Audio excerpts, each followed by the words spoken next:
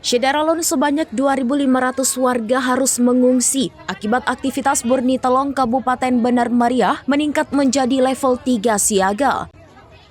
Hal ini disampaikan Bupati Bener Meriah Tagore Abu Bakar saat mendampingi Kepala BNPB Republik Indonesia, Letjen TNI Suharyanto, yang meninjau lokasi pengungsian korban terdampak gempa bumi Burni Telong di Universitas Syah Kuala Lampahan, Kecamatan Timang Gajah, Bener Meriah pada Rabu 31 Desember 2025. Menurut Tagore, para pengungsi tersebar di beberapa lokasi seperti Rongkap, Simpang Balik, serta Lampahan, Kecamatan Timang Gajah. Mereka mengungsi sejak Rabu dini hari. Dikatakan Tagore, masyarakat yang terpaksa dievakuasi ke lokasi pengungsian seharusnya hanya berasal dari 2 desa, yakni Pantan Pediangen dan Rembune. Sementara Kepala BNPB Republik Indonesia saat meninjau lokasi pengungsian langsung mendengar aspirasi dan keluh kesah masyarakat, lalu juga menyalurkan sejumlah bantuan kebutuhan para pengungsi untuk menopang hidup selama berada di tenda pengungsian.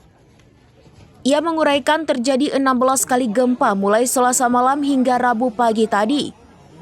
Hal itu berdasarkan data informasi dari BMKG dan Pusat Vulkanologi Mitigasi Bencana Geologi. Ia juga menyebut kondisi tersebut tidak akan bertahan selamanya.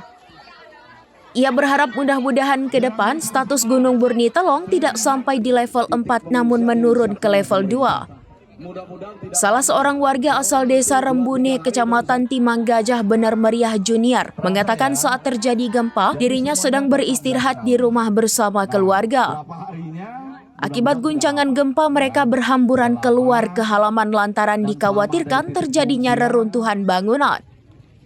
Sekitar pukul 23, mereka mendapat kabar dari aparatur desa agar berlindung sementara waktu di tenda pengungsian.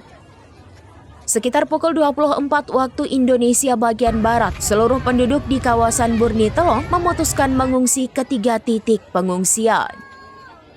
Dari Lok Semawe, Saiful Bahri, serambinews.com. Download Tribun X sekarang, menghadirkan lokal menjadi Indonesia.